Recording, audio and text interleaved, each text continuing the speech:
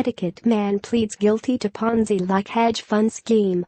New York, Reuters. A Connecticut man on Monday pleaded guilty to conspiring to defraud investors in a hedge fund in what U.S. prosecutors called a Ponzi-like scheme run with another man already charged in a ticketing scam for events like Hamilton.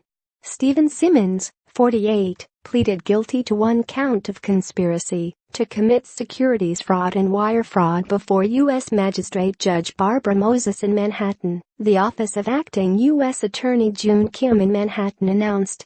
Simmons was charged with running the scheme alongside another man, Joseph Meli, who is also accused of swindling investors in a ticket-reselling business for popular events including the Soccer World Cup, football's Super Bowl and Hamilton.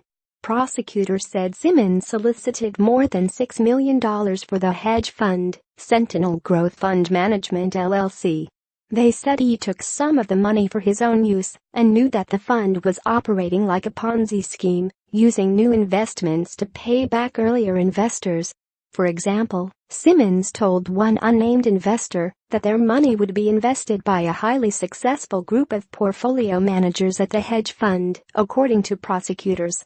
Most of that investor's money was instead wired to an earlier investor within minutes after it was received, and Simmons took $50,000 from the hedge fund for himself the following day, prosecutors said. Simmons also provided investors with fabricated monthly statements, according to prosecutors.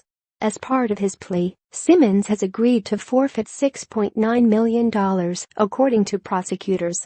The conspiracy charge carries a maximum sentence of 5 years in prison. Sentinel's founder, Mark Veracki, pleaded guilty in February in connection with the case and has cooperated with authorities, court records show. Reporting by Brendan Pearson in New York.